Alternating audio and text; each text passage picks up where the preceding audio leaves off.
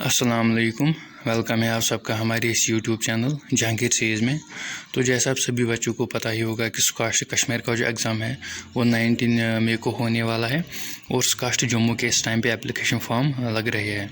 तो इस वीडियो में हम आपके साथ डिस्कस करेंगे कि किस चैप्टर में आपकी ज़्यादातर वेटेज रहती है, चाहे फिज़िक्स हो, चाहे केमिस्ट्री हो, चाहे बायो हो, सभी में हम डिस्कस करेंगे कि किस चैप्टर में टोटल कितनी वेटेज रहती है।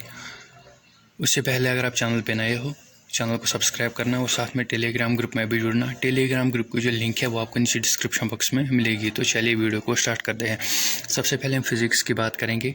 टोटल मैं आपको इसमें 34 क्वेश्चंस देता हूँ। 7-8 चैप्टर्स से आपको टोटल 34 क्वेश्चंस बनते हैं, यानी कि 34 मार्क्स आपको इसमें बनते हैं। अगर आप इनको कवर करते हो तो आपके लिए एक प्लस पॉइंट रहता है। सबसे पहला जो है वो आपका मैकेनिक्स है। मैकेनिक्स में आपका kinematics, motion in straight line, motion in plane और ग्रेविटेशन, इन 4 चैप्टर से आपके टोटल 13 मार्क्स बनते हैं। 13 क्वेश्चंस आते हैं और 13 मार्क्स बनते हैं। दूसरा जो है वो है आपका इलेक्ट्रोस्टैटिक्स और इलेक्ट्रिसिटी। इससे आपके 11 क्वेश्चंस बनते हैं। 2 चैप्टर से 11 क्वेश्चंस बनते हैं।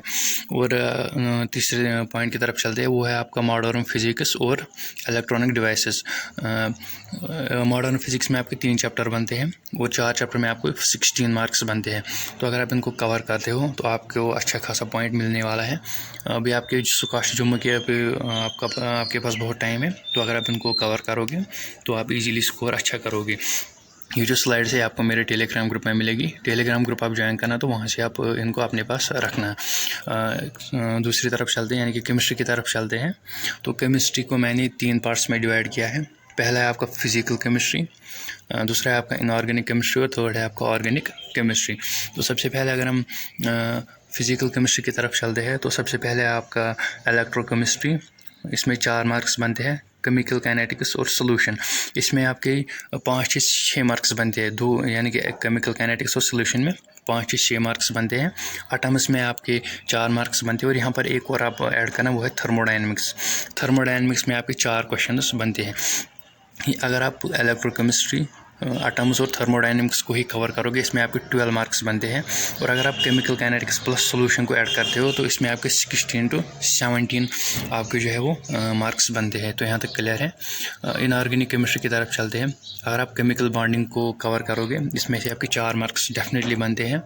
और ब्लॉक केमिस्ट्री, इसमें आपको बस डी एंड एफ ब्लॉक अगर आप पढ़ोगे 4 मार्क्स बनेंगे।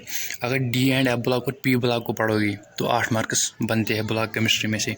एस ब्लॉक नहीं पढ़ना है क्योंकि वो डिलीट हुआ है। सिर्फ डी एंड एफ ब्लॉक में 4 और पी ब्लॉक में 4, यानी कि 8 मार्क्स इन 2 चैप्टर्स में से आपके बनते हैं। तीसरा जो है वो है आपका कोऑर्डिनेशन केमिस्ट्री, इसमें आपके 4 मार्क्स बनते हैं। तो यहाँ से आप देख सकते हो कि कितना 8 4 हो गए 12 और 16, यानी कि 60 मार्क्स इसमें से भी आपको बनते हैं। ऑर्गेनिक केमिस्ट्री की तरफ चलते हैं।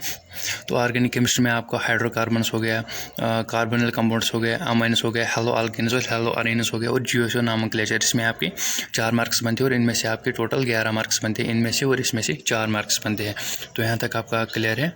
अब हम चलते हैं बायो की तरफ हम चलेंगे और देखेंगे किसमें ज़्यादा वेटेज है। सबसे पहले अगर आप प्लांट फिजियोलॉजी और ह्यूमन फिजियोलॉजी को पढ़ोगे तो इसमें 14 मार्क्स आपके बनते हैं। सेल साइकिल और बायोमॉलिक्यूल्स में आपके 8 क्वेश्चन बनते हैं, यानी कि 8 मार्क्स बनते हैं। स्ट्रक्चरल ऑर्गेनाइजेशन और एनिमल किंगडम अगर आप पढ़ते हो तो 8 मार्क्स आपके बनते हैं।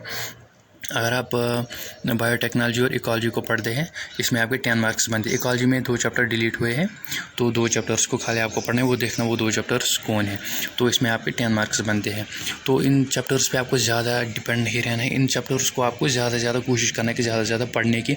इनमें से आपको कोई भी छोड़ना नहीं चाहिए। अगर आप इनको पढ़ते हो तो आपको अच्छा खासा स्कोर करोगे। इसका मतलब ये नहीं कि आपको बस इतना ही पढ़ना है और बाकी सब कुछ छोड़ना है, ऐसा नहीं करना। इन चैप्टर्स पे आपको ज़्यादा फोकस रहना चाहिए। तो ये जो स्लाइड्स है आपको टेलीग्राम ग्रुप में मिलेगी।